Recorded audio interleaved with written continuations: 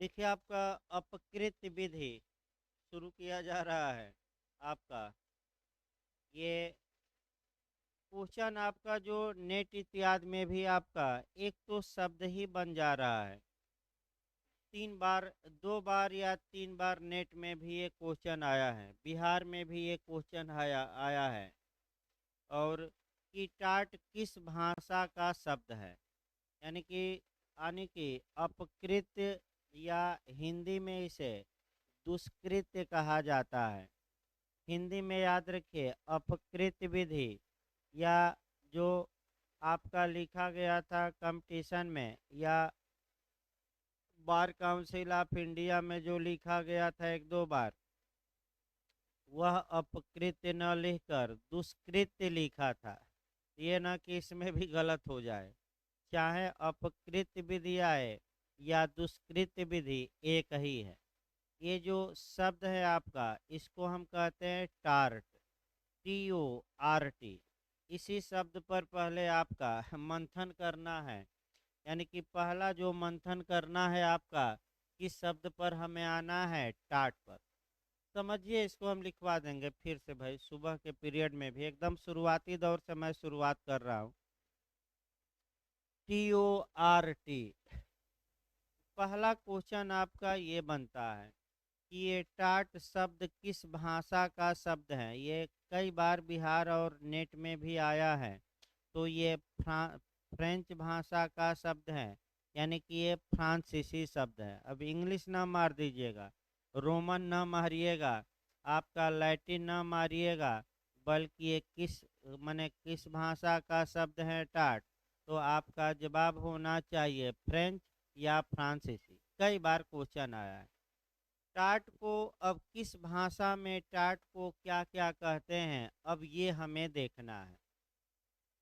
जहाँ तक लैटिन की बात है, ये जो टाट शब्द है, ये लैटिन के टारटम से बना है, यानी कि लैटिन में इसे टारटम कहते हैं, ये याद रखिए।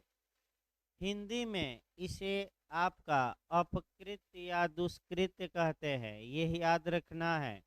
फिर आपको याद रखना है कि आखिर इंग्लिश में क्या कहते हैं। तो इंग्लिश में रांग कहते हैं, यानी कि आपका रांग माने गलत, इंग्लिश में रांग कहते हैं। और रोमन विधि में इसे डिलिक्ट कहा जाता है, डिलिक्ट। रोमन विधि में इसे डिलिक्ट कहा जाता है। और संस्कृत में जिम्ह कहा जाता है, जी आधा म ह, जिम्ह, जिन नहीं, जी आधा म ह, जिम्ह कहा जाता है। तो आखिर टाट का मतलब क्या हुआ, इस टाट की उत्पत्ति कैसे हुई, हमें देखना है। एकदम पहले तो शाब्दिक अर्थ समझिए। टाट का शाब्दिक अर्थ होता है आपका कुटिल। कुटिल यानी कि टेढ़ा मेढ़ा। टेढ़ा मेढ़ा का मतलब आपका हुआ अनुचित कार्य। पहले शब्द वाइज देखा जाता है। इस शब्द आपका है अपकृत, हिंदी में हम कहते हैं अपकृत शब्द दो शब्दों के मेल से बना है, एक अप और दूसरा कृत्य। अप का मतलब हुआ न करने लायक, और कृत्य यानी कि एक्ट यानी कि कार्य। अर्थात अपकृत्य का शाब्दिक अर्थ हुआ ऐसा कार्य जिसे किसी व्यक्ति को नहीं करना चाहिए। तो आप ये कहेंगे कि ऐसा कार्य जिसे किसी व्यक्ति को नहीं करना चाहिए, यानी कि गलत कार्य, यानी कि आप गलत कार्य न करिए। तो का अगर कोई व्यक्ति ऐसा कार्य करता है जिस कार्य को उसे नहीं करना चाहिए, तो ऐसे कार्य से अब इफेक्ट देखा जाता है, यानी कि ऐसे कार्य का क्या प्रभाव पड़ता है। देखिए, ऐसा कार्य जिसे किसी व्यक्ति को नहीं करना चाहिए, ऐसे कार्य से या तो पूरी सोसाइटी प्रभावित होती है, या केवल पीड़ित यानी कि व्यक्ति प्रभावित हो सकता है। जहाँ की जिस कार्य से पूरा समाज या लोग प्रभावित हो या पूरी सोसाइटी प्रभावित हो, वह भी गलत कार्य हैं, लेकिन ऐसे कार्यों को अपराध की कैटेगरी में रखा गया है, ऑफेंस माना गया है, इसे क्रिमिनल रॉन्ग माना गया है। आपराधिक दोष यानी कि आपराधिक दोष वे होते हैं जिस कार्य से कौन प्रभावित होता है, पूरा पीड़ित तो होता ही है, उसी के साथ कौन प्रभावित होता है, पूरी सोसाइटी। कुछ कार्य ऐसे होते हैं जो समाज पर प्रभाव नहीं डालते, केवल किस पर प्रभाव डालते हैं, व्यक्ति पर ही। तो जो कार्य केवल व्यक्ति पर प्रभाव डालते हैं वह क्रिमिनल की कैटेगरी में नहीं रखे गए हैं, वे अपराध की श्रेणी में सामान्यतः नहीं रखे गए हैं। उन्हें सिविल रॉन्ग यानी कि आपका व्यक्तिगत दोष या दीवानी दोष या नागरिक दोष कहिए या व्यवहारिक दोष कहा जाता है। अब समस्या ये उत्पन्न हुई कि जो ये अपकृत्य हम आगे बताएंगे ये कैसा दोष है, ये भी आपका क्वेश्चन आ चुका है। ये क्रिमिनल रॉन्ग है कि सिविल रॉन्ग है, यानी कि आपराधिक दोष में आएगा कि आपका दीवानी दोष में आएगा। तो अपकृत्य में पूरा समाज प्रभावित नहीं होता, अतः ऐसी कंडीशन में अपकृत्य आपराधिक दोष न होकर कैसा दोष है, व्यक्तिगत यानी कि सिविल। तो क्वेश्चन ये बनता है कि अपकृत्य विधि कैसी विधि है, तो आपका जवाब रहेगा अपकृत्य विधि एक सिविल विधि है या दीवानी विधि है या उसी को हम नागरिक विधि भी कह सकते हैं। अब अगला क्वेश्चन आपका बिहार में बना है कि अपकृत्य में क्षति होती है पूरे समाज को, व्यक्तिगत होती हैं दोनों, इनमें से कोई नहीं। क्वेश्चन अब शुरू कर दीजिए बनाना। तो बताइए अपकृत्य में पूरे समाज को क्षति मानी जाती है कि केवल व्यक्तिगत। तो कैसा दोष है, सिविल की क्रिमिनल। तो किस न्यायालय में हम जाएंगे, सिविल। क्या वसूलने के लिए, मुआवजा। अब भाई क्या वसूला जाएगा, तो मुख्य उपचार क्या हुआ, मुआवजा। ये भी आपका पूछा गया है। अगला क्वेश्चन आइए, जहाँ तक अब दोष पर ही हम शुरू करते हैं। थोड़ा इसमें इंटरव्यू का एक दो क्वेश्चन समाहित है सीआरपीसी का आपका, वो थोड़ा देखना है। देखिए सीआरपीसी में अपराधों को गंभीरता के आधार पर दो वर्गों में बांटा गया है। एक आपका कॉग्निजेबल ऑफेंस यानी कि संज्ञेय अपराध या गंभीर अपराध, और दूसरा नॉन कॉग्निजेबल ऑफेंस यानी कि असंज्ञेय अपराध यानी कि साधारण अपराध। हिंदी में, शुद्ध हिंदी में हम क्या कहेंगे, आपका अर्थ उसका भावार्थ निकालिए तो साधारण अपराध। जो संज्ञेय अपराध होते हैं उसमें पूरा समाज प्रभावित होता है, और जो असंज्ञेय अपराध होते हैं उसमें पूरा समाज प्रभावित नहीं होता, बल्कि केवल और केवल कौन प्रभावित होता है, व्यक्ति। जैसे कि एक उदाहरण देखिए, ए ने बी का डिफमेशन किया, ए ने बी की मानहानि की, तो इससे पूरे समाज पर प्रभाव न पड़कर केवल और केवल किस पर प्रभाव पड़ा है, बी पर। अतः आपका केवल और केवल बी ही मुकदमा कर सकता है, ए के खिलाफ मानहानि के लिए सबको अधिकार नहीं है। जैसे कि आपका पिछली बार, इस बार तो नहीं, इसके पहले वाले में पूछा गया था कि किसी विवाहिता स्त्री को आपराधिक आशय से फुसलाकर भगा ले जाना या ले जाना, तो ऐसा अपराध आईपीसी की धारा 498 में दंडनीय है, 498 498 में। और इसमें पूरा समाज प्रभावित नहीं हुआ, केवल पति प्रभावित हुआ, यानी कि हस्बैंड प्रभावित हुआ। पति चाहे तो मुकदमा करे और चाहे तो न करे। यानी कि बताने का मतलब इंटरव्यू में ये रहा कि आपराधिक मामलों में भी सामान्यतः अपराध उसे माना जाता है जो जिससे कि पूरा समाज प्रभावित होता है। लेकिन लगा देंगे, कुछ कार्य ऐसे हैं जहाँ की पूरा समाज आपराधिक मामलों में प्रभावित नहीं होता, फिर भी उसे अपराध माना गया है। और वे जो अपराध हैं किस कैटेगरी में आते हैं? नॉन कॉग्निजेबल ऑफेंस, यानी कि असंज्ञेय अपराध। ये वहाँ से जोड़कर भी आपको सीआरपीसी से पढ़ना है। अब आइए, अगर व्यक्ति प्रभावित होता है तो ऐसी कंडीशन में आप एक दो उदाहरण देखेंगे और उन उदाहरणों को, हाँ, अब एक दो उदाहरण से पहले आपका एक दो और चीज़ें पढ़ा जाए।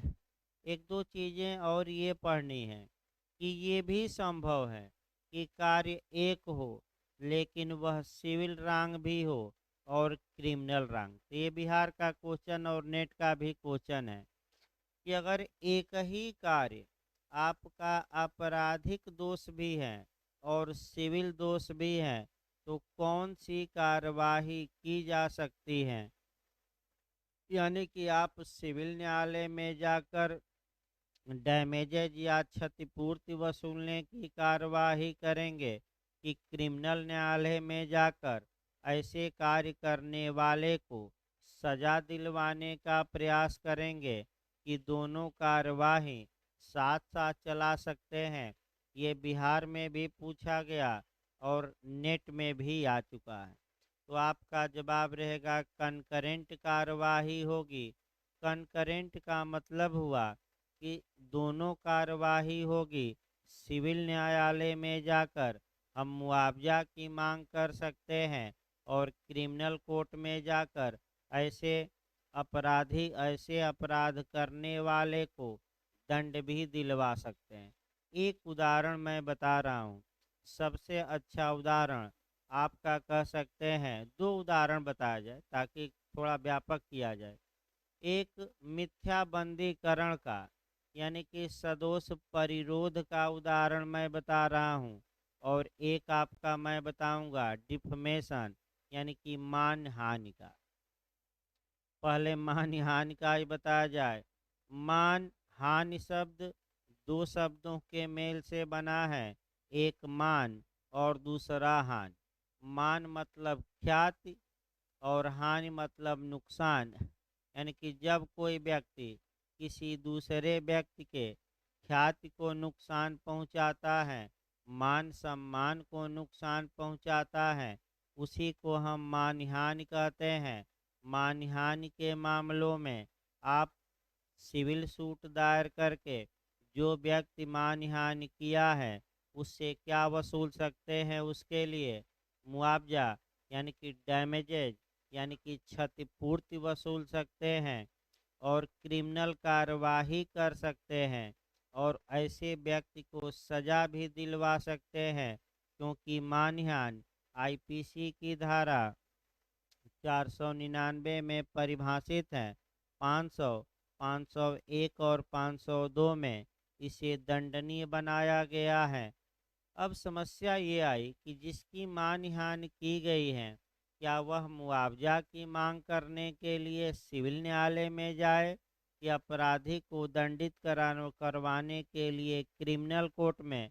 कि दोनों कार्यवाही यानी कि सिविल और क्रिमिनल कार्यवाही समवर्ती एक साथ कर सकता है अलग अलग न्यायालयों में। यही क्वेश्चन बनता है। तो आपका जवाब रहेगा कनकरेंट कार्यवाही होगी।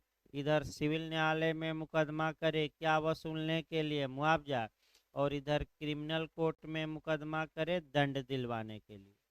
अब फिर एक नियम एविडेंस का याद रखिए, अगर क्रिमिनल कोर्ट ने उसी मामले में फैसला दिया है तो वह उसी मामले में सिविल मामलों में सुसंगत नहीं होगा, और सिविल न्यायालय ने दिया है तो उसी मामले में क्रिमिनल केसेज में भी वह सुसंगत नहीं होगा। यानी कि मामला एक है, अलग अलग न्यायालयों में चला, एक क्रिमिनल में एक सिविल में, तो एक के द्वारा दिया गया उस विषय पर निर्णय दूसरे मामले में रेलेवेंट नहीं होगा, यानी कि सुसंगत होगा कि नहीं होगा।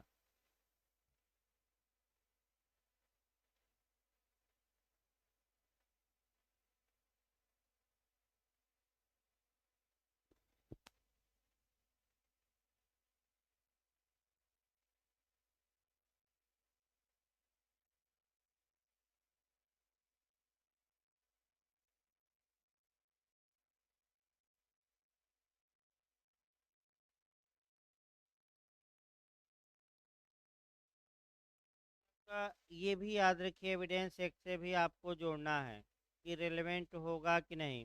तो आपका जवाब रहेगा कि रेलेवेंट नहीं होगा, यानी कि आपका सुसंगत नहीं होगा। अगला आइए आपका, अब हमें अपकृत विधि का इतिहास देखना है और इस पर भी आपका क्वेश्चन बनाना है। जहाँ तक एकदम हम प्राचीन काल से उठा रहे हैं, और प्राचीन काल में देखिए क्या था। देखिए हम मुस्लिम विधि में भी बताए थे एक दो लेक्चर में कि अरब समाज में आपका कबीले होते थे। कबीलों का एक मुखिया होता था जिसे खलीफा कहा जाता था। एक कबीले दूसरे कबीले से आपस में लड़ते भिड़ते रहते थे। अगर एक कबीले के लोगों ने दूसरे कबीले के किसी व्यक्ति की हत्या कर दी, तो दूसरा कबीला तब तक शांत नहीं रहता था जब तक कि पहले कबीले की एक व्यक्ति की हत्या न कर दे। वहाँ बदला लेने, यानी कि प्रतिशोधात्मक सिद्धांत लागू था। टिट फॉर टैट का, यानी कि सिर के बदले सिर, आँख के बदले आँख और जान के बदले जान। लेकिन एक और मामला प्रचलित था ब्लड मनी का। ब्लड मनी यानी कि आपका कि अगर एक कबीले के लोगों ने दूसरे कबीले की हत्या कर दी, तो प्रथा ये भी थी कि दूसरे कबीले वाले पहले कबीले वालों को कुछ धन दे दें और धन देकर मामला निपटा लिया जाए। इसी को हम ब्लड मनी कहते हैं। आज भी कई अरब कंट्री में ब्लड मनी का प्रावधान है। यानी कि अभी आपका कई भारत में पेपर में भी निकला था कि आपका जैसे कि मैं कई बार बताया बताया भी हूँ कि लोग आपका लालीपाप दिखा, भी पेपर में एक और निकला है आपका उधर पूर्वांचल का ही, कि एक व्यक्ति को एक आपका जो मने कबूतरबाज था। कबूतरबाज का मतलब कबूतर उड़ाने वाले नहीं। कबूतरबाज का मतलब कि ऐसे लोग जो पैसा लेते हैं और लोगों का वीज़ा बनवाते हैं, विदेश भेजते हैं, और वहाँ मैं तुम्हें कंप्यूटर की नौकरी दिलवा दूंगा। तो गए सऊदी अरब, तो वहाँ आपका दिया था कि सड़क बनाने का काम दे दिया गया कि गिट्टी ढो और आपका क्या करो, सड़क बनाओ। तो ये आपका ये स्वतंत्र सम्मति नहीं मानी जाएगी। तो आपका तो मैंने दिया था पेपर में भी अभी हाल में 2 4 दिन पहले कि 60,000 रुपया लिया और गहना वना जमीन उमीन बेच कर 60,000 रुपया कबूतरबाज को दिया, दलाल को। दलाल ने सब व्यवस्था की, इनको फ्लाइट से भेज दिया दलाल ने। और वहाँ जाकर पता लगा कि काम क्या कराया गया। तो अब वीडियो वायरल हो रहा है रोते हुए कि मोदी जी क्या करिए, बुला लीजिए, हमारा पासपोर्ट वीज़ा सब कंपनी ने रख लिया है, दे ही नहीं रही हैं। तो आपका निकला था भारत में ही कि भारत के कुछ लोग एक व्यक्ति की हत्या के जुर्म में उनको सजा हो गई। अब समस्या ये आई कि अगर ये लोग, अगर वह माने पीड़ित का परिवार मान जाए और पैसा ले ले और इनकी सज़ा को माने इन्हें माफ़ कर दे, तो कानून ये है कि इन्हें सरकार जेल से क्या कर सकती है, छोड़ सकती है। तो भारत के मामले में भी यही हुआ। 5 6 लोग थे और वो ब्लड मनी दिए, यानी कि पैसा पीड़ित को दिए, तब सरकार ने वहाँ से छोड़ा आपका, और तब वे भारत आए। तो यानी कि इसका मतलब हम बताने का ये है कि जो प्राचीन काल में आपका नियम था, प्राचीन काल में आपका दंड कम दिया जाता था सरहेनरी मेन के अनुसार और मुआवजा ज़्यादा। यानी कि प्राचीन काल की जो विधि थी शुरुआती दौर में, वह अपकृत विधि ही थी, आपराधिक विधि कम थी, क्योंकि उस समय मुआवजा देकर और मामला क्या किया जाता था, निपटाया जाता था। लेकिन आपराधिक विधि भी मौजूद मौजूद थी। यानी कि शुरुआती दौर में किस कार्य के लिए हम मुआवजा पाएंगे, कौन सा कार्य आपराधिक होगा, इसमें स्पष्ट बंटवारा नहीं था। अब चलता रहा मामला, चलता रहा। अब आ गया 13वीं शताब्दी आ गई। 13वीं शताब्दी में हमें आ जाना है तत्काल में, यानी कि 13वीं शताब्दी आ गई। 13वीं शताब्दी में इंग्लैंड का पहले नियम जानिए भाई, क्योंकि आधार वहीं का है। देखिए इंग्लैंड में आपका फिर एक बार देखिए, इंग्ल आपका जो ये टाट का विकास हुआ है, ये समझ लीजिए, तब 13वीं शताब्दी पर आ जाए इतिहास पर। ये अपकृत विधि न्यायालयों के निर्णयों द्वारा विकसित हुई है और आज भी यह विकसित हो रही है। यानी कि अपकृत विधि वर्तमान समय में एक विकासशील विधि है। विकासशील विधि में होता क्या है कि अगर आपने आज कोई अपकृत की परिभाषा दी और कल ही आपका न्यायालय का निर्णय उस परिभाषा के क्या आ गया, थोड़ा विपरीत, तो आपकी आज की जो परिभाषा है अपकृत की, वह विफल हो जाएगी। क्यों विफल हो जाएगी? क्योंकि न्यायालय कब निर्णय पलट दे, कब अपने ही निर्णय को सेटिस्फाइड कर दें, ये कोई भरोसा नहीं है। अतः अपकृत विधि एक विकासशील विधि है और न्यायालय के निर्णयों पर निर्भर है। दूसरा नियम ये देखना है कि इंग्लैंड में दो प्रकार के कानून हैं। एक आप कानून, एक जो कानून है उसको कॉमन लॉ कहा जाता है, और जो दूसरा कानून है उसे हम कहते हैं स्टैट्यूटरी लॉ। कॉमन लॉ का मतलब ये हुआ कि इंग्लैंड की जो परंपराएं हैं, ट्रेडिशन है, या जो कस्टम है यानी कि प्रथाएं हैं, जो यूजेज हैं यानी कि रूढ़ियाँ हैं, यानी कि इंग्लैंड में जो प्रचलित रूढ़ प्रथा और परंपरा है, उस आधार पर अगर निर्णय उस कानून को हम इंग्लैंड का कॉमन लॉ कहते हैं, इंग्लैंड की सामान्य विधि कहते हैं। और जो कानून इंग्लैंड की संसद ने बनाया है, आपका उस कानून को स्टैट्यूटरी लॉ कहते हैं, या अधिनियमित विधि या सांविधिक विधि इंग्लिश में, या संविधि भी कह सकते हैं, या अधिनियमित विधि, संहिताबद्ध विधि, या स्टैट्यूटरी लॉ। अब जो क्वेश्चन यहाँ आपका इतना बताने का मतलब एक लाइन में हुआ कि अपकृत विधि एक कैसी विधि है, क्या अपकृत के बारे में संसद ने कोई कानून बनाया है? अगर जिस पर कोई कानून बना रहता है उसे कोडिफाई लॉ, संहिताबद्ध विधि कहते हैं, और जिस पर कानून नहीं रहता उसे असंहिता विधि कहते हैं। तो अब जो क्वेश्चन उठता है, अपकृत एक कैसी विधि है, तो असंहिताबद्ध विधि है। असंहिताबद्ध का मतलब ये हुआ कि इस पर आज तक अभी तक कानून बनाया नहीं जा सका है।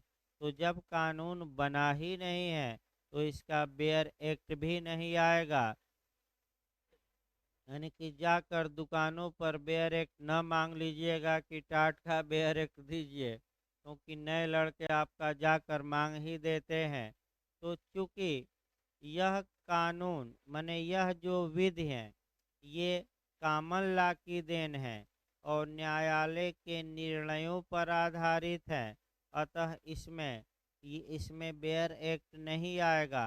यानी कि इसका मतलब ये हुआ कि न्यायालय के निर्णय पढ़ने हैं, न्यायालय के निर्णय द्वारा उत्पन्न सिद्धांत पढ़ने हैं, और न्यायालय के निर्णय से ही ये क्या हो रही है, विकसित। आज तक कानून बनाया पूरी तरह नहीं। हाँ, कुछ मामलों में जैसे दुर्घटना हो गई, या कुछ मामलों में 10% 15% मामलों में अब कानून नए नए बनाए गए हैं, लेकिन आज भी अपकृत विधि और संहिताबद्ध है। तो अब जो क्वेश्चन बिहार और नेट का है वह ये है कि अपकृत विधि उत्पन्न कहाँ से हुई, तो इंग्लैंड से मारना है। अपकृत विधि का आधार क्या है, तो इंग्लैंड का कॉमन लॉ, न्यायालयों के निर्णय, दोनों इनमें से कोई नहीं। अगर दोनों ऑप्शन दे, यानी कि इंग्लैंड का सामान्य विधि या कॉमन लॉ भी दे, और दूसरा आपका ऑप्शन दे न्यायालयों द्वारा दिए गए निर्णय, तीसरा ऑप्शन दोनों, चौथा इनमें से कोई नहीं, तो आपको मारना है दोनों, क्योंकि ये कॉमन लॉ पर आधारित है ये कानून, और दूसरा ये न्यायिक निर्णयों से ही क्या बढ़ रही हैं, आगे। तो न्यायिक निर्णयों से ही आगे बढ़ रही हैं। ये क्वेश्चन जरूर याद रखिए कि अपकृत विधि का आधार क्या है, तो इंग्लैंड का कौन सा कानून, स्टैट्यूटरी लॉ की कॉमन लॉ। कॉमन लॉ मतलब जो परंपराओं पर क्या हो रहा है, चला आ रहा है, या ट्रेडिशन पर। एक और खासियत है इंग्लैंड की, आपको मैं बता दूं थोड़ा व्यापक करके। आपका इंग्लैंड में आज भी जो संविधान है वह ज़्यादातर भाग अलिखित है, यानी कि लिखा ही नहीं गया है। यानी कि आधा विश्व के लिए, आधी दुनिया के लिए इंग्लैंड वालों ने संविधान बना दिया जब शासन था, लेकिन अपने लिए कभी कोई संविधान ही नहीं बनाया। तो आखिर वहाँ का शासन कैसे चलता है, तो वहीं परंपराओं पर चलता है। जो परंपराएं कायम हो गई, उन्हीं परंपराओं का क्या किया जाता है, पालन।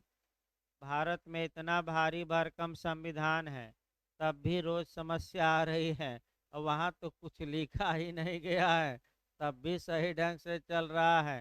तो आपका नियत होनी चाहिए, यानी कि आपका नियत में ही जब खोट रहेगा, देखिए फिर आपका डॉक्टर भीमराव अंबेडकर जी ने भी ये कहा था कि हमने विश्व के तमाम देशों से अच्छी अच्छी बातें अपने संविधान में स्वीकार की हैं, लेकिन जब संविधान के चलाने वालों की नीयत सही न हो तो ये संविधान स्वतः काम नहीं कर सकता।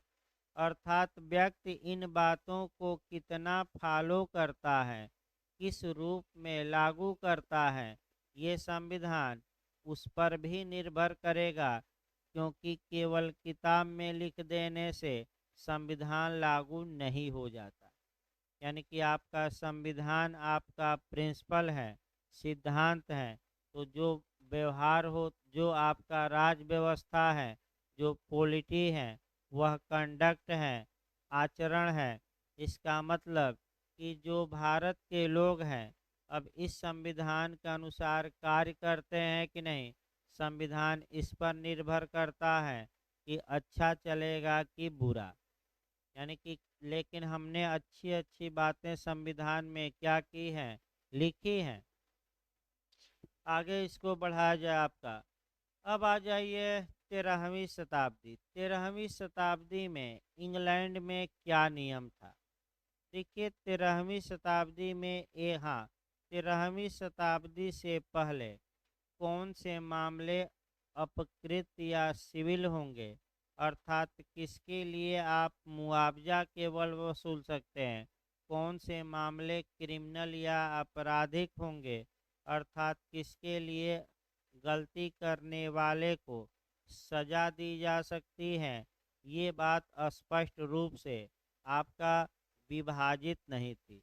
आज भी ज़्यादातर मामलों में विभाजित नहीं है, तो जहाँ विभाजन नहीं है दोनों कार्यवाहियाँ क्या कर दीजिए साथ में। तो आइए 13वीं शताब्दी का इतिहास देखिए थोड़ा अपकृत का।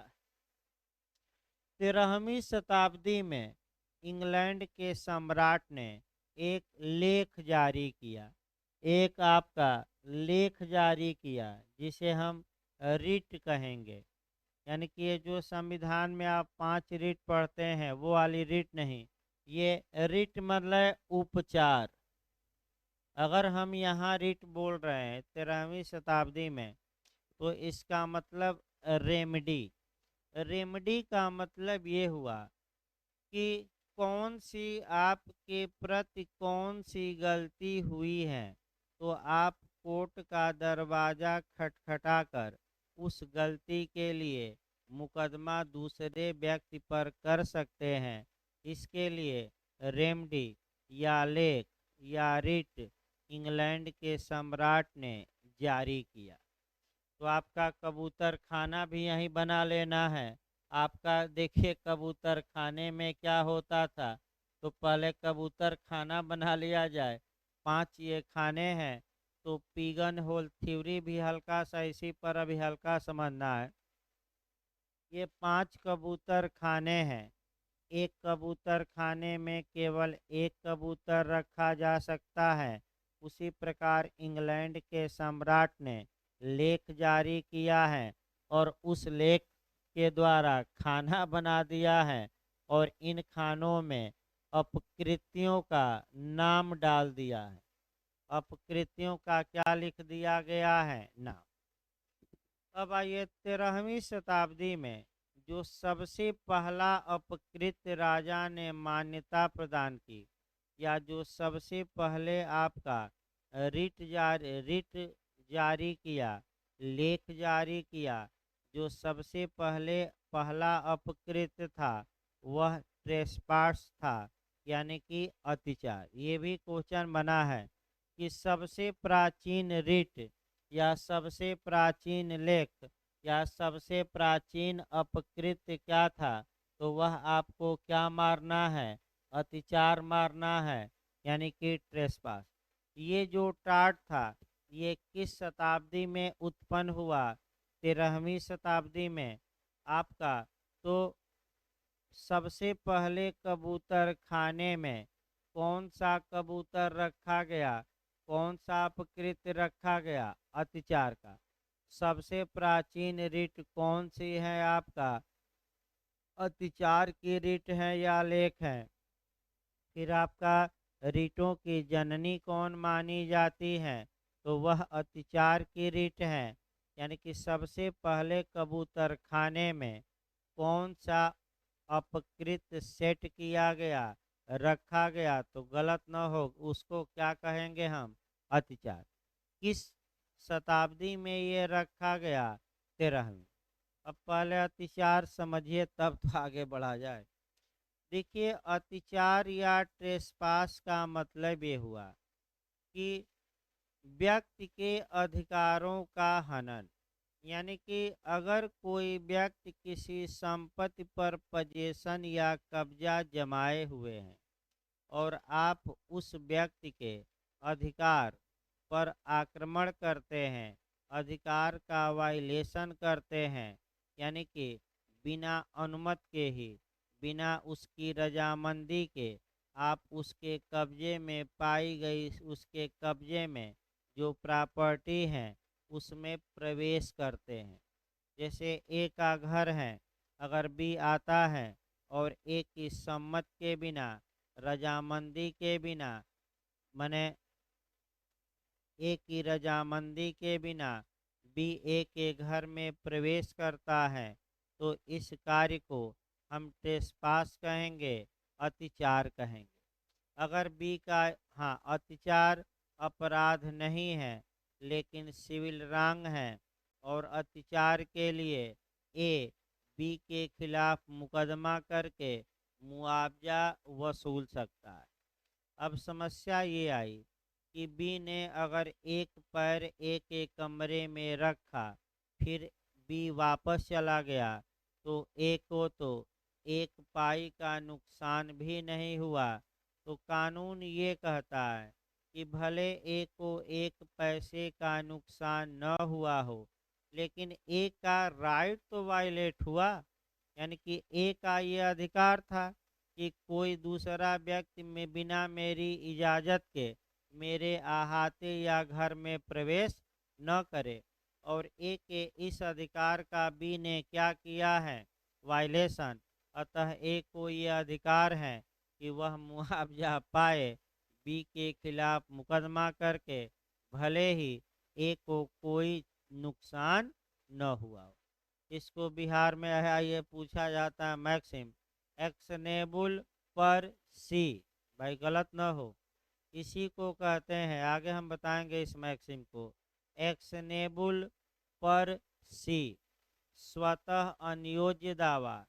स्वतः अनियोज्य का मतलब ये हुआ कि ऐसा दावा जिसके लिए नुकसान को साबित करना आवश्यक नहीं है। अर्थात इसका मतलब लीगल भाषा में ये हुआ कि भले ही वादी को एक पाई का नुकसान न हुआ हो, फिर भी वह मुकदमा दायर कर सकता है और नुकसानी वसूल सकता है, भले उसे एक पाई का नुकसान न हुआ हो। इसी को लीगल भाषा में कहते हैं एक्शनेबल पर सी। याद रखिएगा, बहुत पूछा गया ये भी मैक्सिम, एक्शनेबल पर सी। तो अत्याचार एक ऐसा कार्य है जो एक्शनेबल पर सी है, यानी कि भले आपका मकान मालिक को कोई नुकसान न हुआ हो, लेकिन अगर उस मकान में कोई व्यक्ति बिना मकान मालिक की अनुमति के प्रवेश करता है, तो ऐसी दशा में मकान मालिक ऐसे व्यक्ति से क्या वसूल सकते हैं, मुआवजा। अब आगे इसको कहानी थोड़ा आपराधिक में बनाइए। अगर ट्रेसपास किया गया है, अत्याचार किया गया है और इरादा देखा जाएगा, अगर इंटेंशन ये है कि मैं कोई अपराध करूँगा या कब्जेधारी या इत्यादि को, मैंने कब्जेधारी को क्षोभित कर दूंगा, कब्जेधारी को डरवा दूंगा, उसको भय दिखा दूंगा, तो जैसे ही अत्याचार करने का इरादा ये हो कि मैं भय दिखा दूंगा, क्षोभित हो जाए या इसको कुछ नुकसान कर दूंगा, या मैं कोई प्रवेश करके क्या करूंगा, अपराध, तो ये जो अत्याचार है अब कन्वर्ट हो जाएगा क्रिमिनल ट्रेसपास में, आपराधिक अत्याचार में, और ये अत्याचार अब अपराध भी बन जाएगा और इसका नाम होगा आपराधिक अत्याचार। तो बताइए आईपीसी में आपराधिक अत्याचार, आईपीसी भी जोड़ते रहिए, किस सेक्शन में परिभाषित है, 441। अगर यही काम आप कर रहे हैं, घर में घुस रहे हैं तो गृह अत्याचार, सेंध फोड़कर आपका चले जा रहे हैं तो गृह भेदन, रात में घुस रहे हैं तो रात्रोग्र भेदन, आपका लर्किंग यानी कि प्रछन्न, यानी कि छुप कर घुस रहे हैं घर में कि कोई देख न ले, तो प्रछन्न रात्रि भेदन हो गया, और गृह अत्याचार, तमाम चीज़ें हैं। हाँ, दूसरा पॉइंट इसमें ये आपका देखना है कि ए का इरादा घर में प्रवेश करते समय सही था, यानी कि बेईमानी का नहीं था, यानी कि अपराध करने का नहीं था। लेकिन जब एक बी के घर में प्रवेश कर जाता है, तब उसका इरादा बदल जाता है, और तब उसका इरादा हो जाता है कि मैं कोई अपराध करूँगा या आपका इनको क्षोभित करूँगा इत्यादि, तब भी क्या उसे आपराधिक अत्याचार माना जाएगा कि नहीं माना जाएगा। यानी कि या तो प्रवेश करते समय इरादा अपराध इत्यादि, केवल अपराध नहीं, आपका भयभीत भी करना मैं बता रहा हूँ इत्यादि, या प्रवेश करते समय अगर इरादा अपराध करने का था तब भी आपराधिक अत्याचार, और अगर प्रवेश करते समय इरादा अपराध का नहीं था और बाद में इरादा अपराध का बन जाता है, तब भी क्रिमिनल ट्रेसपास कहा जाएगा।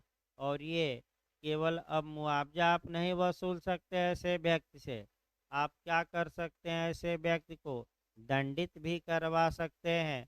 और आईपीसी की धारा 400 आपका 41 से लेकर 462 तक में क्रिमिनल ट्रेसपास इत्यादि के बारे में विस्तृत प्रावधान किया गया है। मैं बता दूं, फिर एक बार देखिए, यानी कि सबसे पहले जो अपकृत राजा ने घोषित किया वह ट्रेसपास का था। ट्रेसपास की जो कार्यवाही थी वह सिविल में भी मान्य थी और क्रिमिनल में भी। यानी कि राजा ने जो पहला अपकृत्य घोषित किया वह अत्याचार का था, और अत्याचार की जो आपका कार्यवाही है वह सिविल मामलों के लिए भी थी और क्रिमिनल के लिए। यानी कि या तो आप क्रिमिनल कार्यवाही करिए या उस समय क्या करिए, सिविल, दोनों के लिए। चलता रहा मामला, चलता रहा, यानी कि पहला कबूतर खाना बन चुका है और इस कबूतर खाने में कौन सा अपकृत्य रख दिया गया है, अत्याचार। अभी और कबूतर खाना बनाया जाए। 14वीं शताब्दी में थोड़ा बहुत इसका विकास हुआ और 14वीं शताब्दी में इंग्लैंड के सम्राट ने और कुछ अपकृत्यों को मान्यता दी। यानी कि और कुछ आपका कह सकते हैं कि जो लेखी थी वह जारी की, और वह जो लेखी या अपकृत्य थे वह कबूतर खाने में सेट कर दीजिए। तो हमने मान लीजिए कि हमने कितना कबूतर खाना बनाया है, 4, तो पहला अत्याचार हो गया, और मान लीजिए दूसरा मानहानि हो गई। इसी प्रकार अन्य अपकृत्य एक एक खाने में क्या कर दिए गए, सेट। इसी को पिगन होल थ्योरी कहा जाता है। तो 14वीं शताब्दी थोड़ा आइए, जहाँ तक 14वीं शताब्दी की बात है हल्का सा विकास हुआ। विकास ये हुआ कि अब कबूतर खानों की संख्या, यानी कि अपकृत्यों की संख्या को राजा ने बढ़ा दिया। यानी कि लेखी की जो संख्या थी, लेखी कहा जाता है, रिट की संख्या को क्या किया गया, बढ़ा दिया गया। अब आइए, इस समय होता क्या था, अगर ए एक व्यक्ति है और ए के अधिकार का उल्लंघन किया गया है तो ए उपचार पाने के लिए कोर्ट का दरवाज़ा खटखटाता था। तो ए को अपना मामला जो कबूतर खाने में या जो पहले से अपकृत उपलब्ध थे उसमें कहीं न कहीं अपना मामला ए को सेट करना पड़ता था। अर्थात इसका मतलब अगर ए के अधिकार का हनन हुआ तो ए न्यायालय में जाए तो या तो पहले कबूतर खाने में अपना मामला सेट करे, या किस में, दूसरे, या किस में, तीसरे, या किस में, चौथे। और अगर किसी भी कबूतर खाने में या किसी भी अपकृत में या किसी भी लेखी में कहिए, किसी भी रिट में, यानी कि किसी भी जो अपकृत प्रकार थे, अगर किसी भी अपकृत में ए का मामला सेट नहीं होता था तो ए के भले अधिकार का हनन हो, ए रेमडी नहीं पा पाता था, यानी कि ए को उपचार नहीं मिल पाता था। अर्थात इसका मतलब ये हुआ कि 14वीं शताब्दी में जो कानून था वह अधिकारों को ज़्यादा प्रश्रय न देकर रेमडी, यानी कि उपचारों को प्रश्रय देता था। भले आपके अधिकार का हनन हो, आप अधिकार की मांग के लिए कोर्ट में मुआवजा तभी पा सकते हैं कोर्ट से जब पहले से उस अधिकार के हनन होने पर उपचार या रेमडी क्या हो, उपलब्ध हो। अब यहाँ समस्या देखिए क्या होती थी। लेखी की संख्या कम थी, यानी कि उपचार कम थे। फिर दूसरा समस्या ये आती थी कि अगर एक बार किसी व्यक्ति ने गलत आपका कबूतर खाने को चुन लिया, गलत उपचार को चुन लिया, गलत लेखी को चुन लिया और हार गया मुकदमा, बाद में पता लगा कि हमें तो दूसरे उपचार को चुनना चाहिए, तो अब दोबारा मुकदमा करने का अधिकार उसे नहीं था, क्योंकि एक बार वह मुकदमा कर चुका था। यानी कि अगर आपका एक को लगता है कि पहले उपचार को हमें मान्यता, पहले उपचार में हम जाएं, कोर्ट से मांग किया और कोर्ट ने मुकदमा खारिज किया, बाद में पता लगा कि जो चौथे खाने में उपचार था एक को वह मिलना चाहिए, और गलती से वह कौन सा उपचार मांग लिया है, पहला, तो बाद में सुधारने का मौका 14वीं शताब्दी में दिया जाता था कि नहीं? नहीं दिया जाता था। अर्थात 14वीं शताब्दी का जो कानून था अब मैक्सिम पर चलना है, यूबी रेमेडियम आईबी जस। भाई मैक्सिम याद रखे, यूबी रेमेडियम आईबी जस, हिंदी अर्थ हुआ जहाँ उपचार है वहाँ अधिकार है। अब इसका मतलब समझिए, डिटेल में हम बताएंगे आगे। और ये मैक्सिम डिटेल में आगे आपका हो सकता है मैंने सोमवार से शुरू हो जाए, मंगलवार से, क्योंकि 7 5 6 मैक्सिम है। शुरुआती दौर में 4 मैक्सिम तो कम से कम पढ़ना ही है आपका। एक 4 क्या, कबूतर खाना भी उसी में बताया जाएगा, 5 हो जाएगी। तो फिर एक बार देखिए, यूबी रेमेडियम आईबी जस का हिंदी हुआ जहाँ उपचार है वहाँ अधिकार है। अब पूछ लेगा, जैसे कि आपका जे में पूछ लिया इसके उल्टे वाला, अभी हम बताएंगे आपका। अगर पूछ लेगा कि इसका मतलब क्या हुआ, तो इसका मतलब ये हुआ कि उपचारों को ज़्यादा महत्व दिया जाता है, अधिकारों को कम। इसका मतलब ये हुआ कि अगर किसी व्यक्ति के अधिकार का उल्लंघन हुआ है, तो वह उस मामले में, सभी मामलों में वह रेमेडी, उपचार या अनुतोष नहीं मांग सकता, केवल उन मामलों में मांग सकता है जिसके लिए पहले से उपचार की व्यवस्था की गई है। और अगर कोई उपचार की व्यवस्था नहीं है तो अधिकार लेकर झुनझुना बजाते रहिए, अधिकार उल्लंघित हुआ, कोई सुनवाई नहीं और कोई मुआवजा नहीं। तो प्राचीन समय के वेद थे कि उपचार को ज़्यादा महत्व दिया जाता था और अधिकारों को क्या, कम।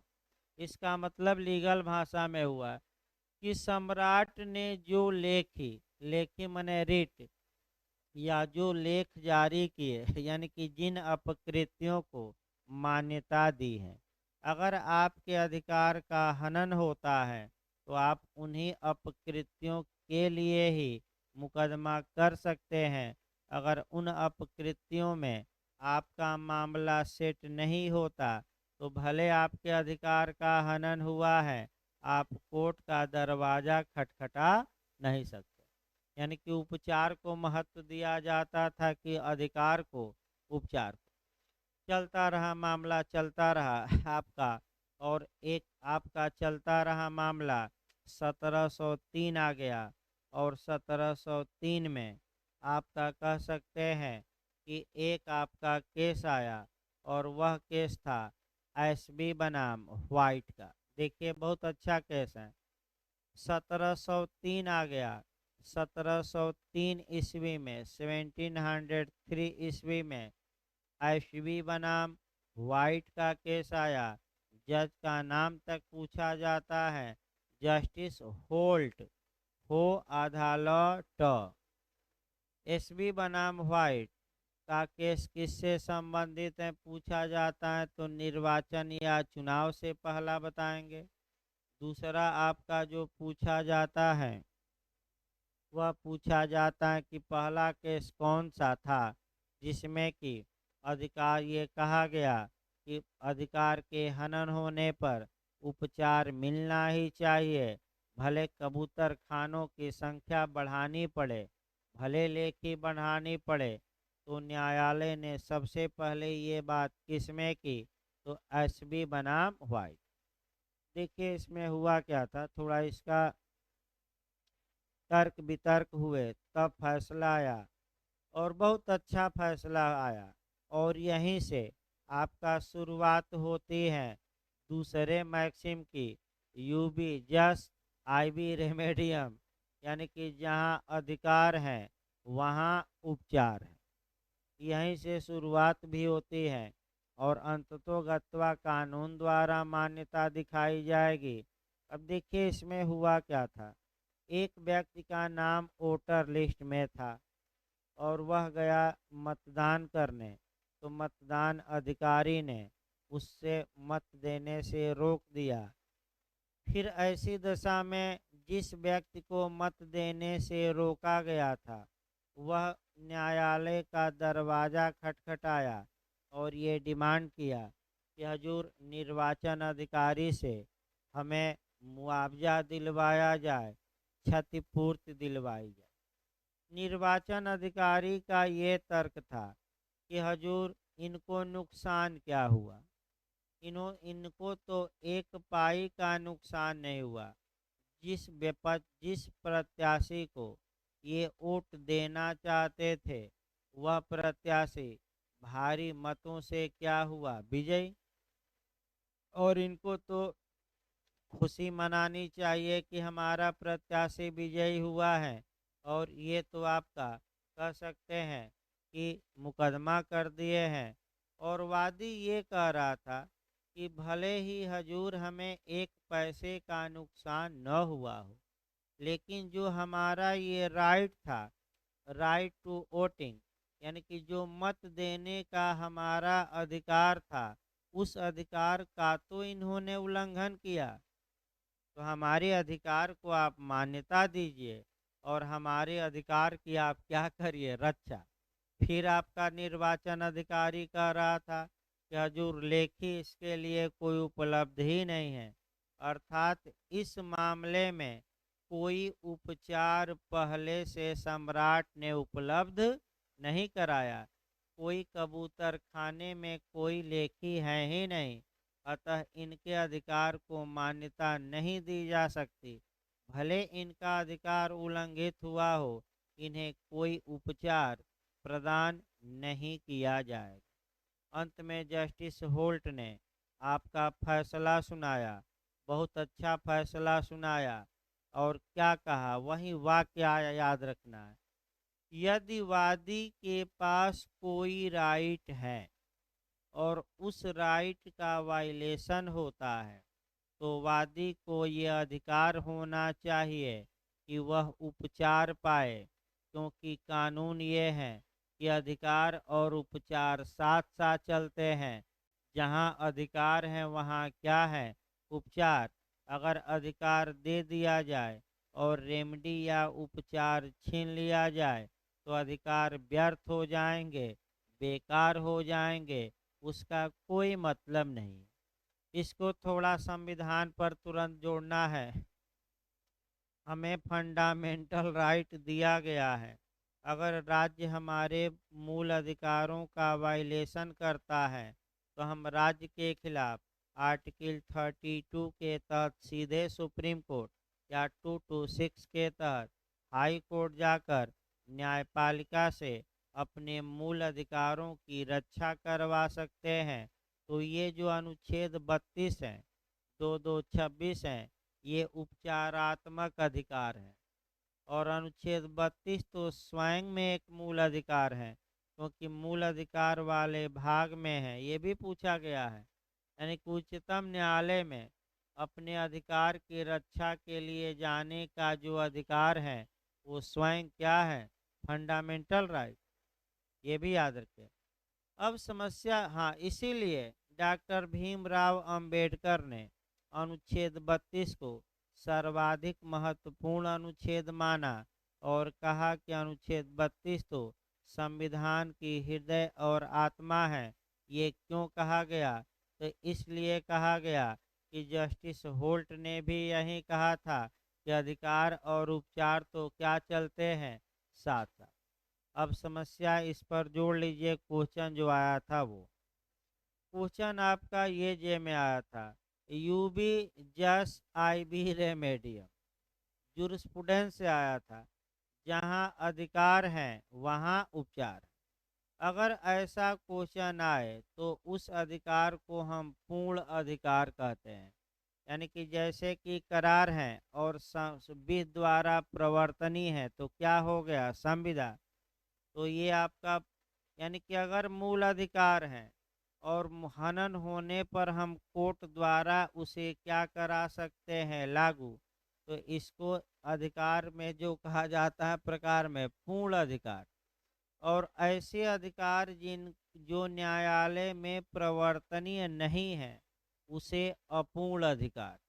जैसे कि आप अपूर्ण में नीति निर्देशक तत्व देख सकते हैं, अनुच्छेद 37 देख सकते हैं, और स्पष्ट लिखा भी गया है कि इस भाग द्वारा प्रदत्त जो अधिकार या कर्तव्य हैं राज्य के, वो किसी न्यायालय द्वारा प्रवर्तनीय। तो बताइए ये कैसा अधिकार है हमारा नीति निर्देशक तत्व, अपूर्ण। यही बात अगर कर्तव्य पर आ जाए तो उल्टा, जिन कर्तव्यों को हम कोर्ट द्वारा इन्फोर्स करा सकते हैं उसे पूर्ण कर्तव्य, और जो कर्तव्य कोर्ट द्वारा इन्फोर्स नहीं है उसे क्या कहेंगे, अपूर्ण। तो बताइए मूल अधिकार राज्य का पूर्ण कर्तव्य है कि अपूर्ण, पूर्ण। और नीति निर्देशक तत्व कैसा है, अपूर्ण। अगर पूछा जाए कि मूल कर्तव्य कैसे कर्तव्य हैं, पूर्ण कि अपूर्ण, अपूर्ण, क्योंकि किसी न्यायालय में जाया नहीं जा सकता। लेकिन मूल अधिकार कैसे कर्तव्य हैं, पूर्ण। आइए आगे चला जाए आपका, कह सकते हैं यानी कि न्यायालयों ने अब अपने सिर पर ये बीड़ा उठाया कि जो व्यक्तियों के अधिकार हैं उनकी हम रक्षा करेंगे और नए नए कबूतर खाने बनाएंगे, यानी कि नए नए मामलों में क्या देंगे, उपचार। इसके बाद आपका न्यायालय धीरे धीरे निर्णय आता रहा और निर्णयों के माध्यम से न्यायालय नए नए मामलों में आपका वादी को मुआवजा दिलवाते रहे। अब इंग्लैंड का समाज में लेखी को लेकर काफ़ी आलोचना होने लगी और यूबी जस आईबी रेमेडियम जोर पकड़ा, यानी कि जहाँ अधिकार है वहाँ उपचार है।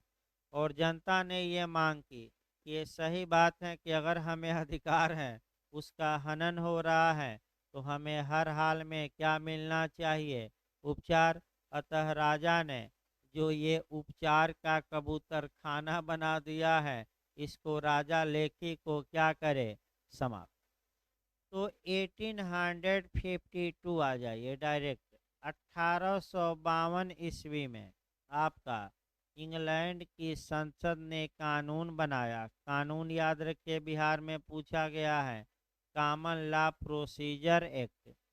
तो 1852 में कॉमन लॉ प्रोसीजर एक्ट पारित किया गया और लेखी को, रिट को उन्मूलित कर दिया गया, समाप्त कर दिया गया। रिट को समाप्त कर दिया गया का मतलब कबूतर खाना समाप्त, सारे कबूतर आज़ाद हो गए, किसी भी खाने में कोई कबूतर नहीं रहा। यानी कि इसका मतलब ये हुआ विधिक भाषा में कि 1852 से अब नियम यूबी जस आईबी रेमेडियम का नियम पूरी तरह मान्य हो गया। इसका मतलब ये हुआ कि अगर किसी व्यक्ति के पास कोई विधिक अधिकार है, उसका उल्लंघन होता है तो भले उसे एक पैसे का भी हानि न हुई हो, वह उसके लिए कोर्ट का दरवाज़ा खटखटा सकता है।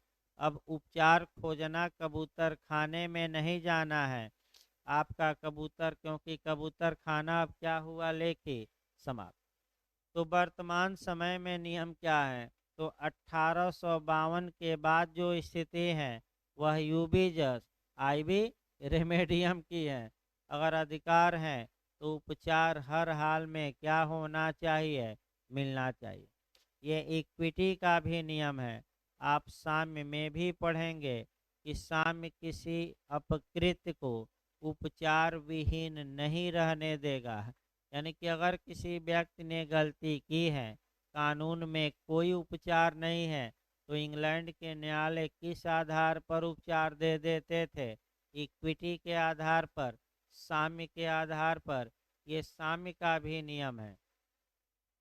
यानी कि आपका अपकृत विधि में कई ऐसे नियम मिलेंगे जो इक्विटी पर भी आधारित होंगे। तो जहाँ जहाँ जो सिद्धांत आपका साम्य वाला रहेगा, वहाँ वहाँ आपको बताया जाएगा, क्योंकि आपका साम्य पर भी क्वेश्चन आपका कोरिलेट करके आजकल ज़्यादा पूछ रहा है। तो इस प्रकार एक इतिहास बताया गया। लास्ट में वर्तमान समय में आ जाइए, ताकि इतिहास तो आपका विकास जो है वर्तमान समय में, क्योंकि आपका अपकृत विधि को धाराओं में नहीं पिरोया जा सका है, यानी कि कोडिफाई नहीं किया जा चुका है। अतः आज भी इसका विकास न्यायालय के निर्णयों पर निर्भर करता है और न्यायिक विनिश्चयों द्वारा ही आज भी विकास हो रहा है। लेकिन न्यायिक विनिश्चय से कानून का विकास जो होता है बड़ी सुस्त होता है। आपका कई साल एक निर्णय देने में लग जाते हैं और नए नए, इसीलिए नए नए अपकृत्यों का जो सृजन है वह कम हुआ है। भारत के उच्चतम न्यायालय ने आज तक केवल एक अपकृत्य बनाया है इतने सालों में। 70 साल हो गए, 72 साल, लेकिन एक नया अपकृत्य बनाया, एब्सोल्यूट लाइबिलिटी, या पूर्ण दायित्व या आत्यांतिक दायित्व। और कोई अपकृत्य नहीं बनाया। तो कठोर दायित्व क्या होता है, पूर्ण दायित्व क्या होता है, क्यों कठोर दायित्व के बदले, यानी कि कठोर दायित्व के होते हुए भी हमारे उच्चतम न्यायालय ने पूर्ण दायित्व का सृजन किया था। इस पर भी आगे चर्चा की जाएगी।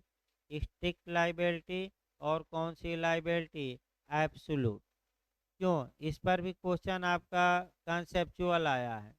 मैंने 4-5 लाइन में पूरा कॉन्सेप्ट दिया है, तो दोनों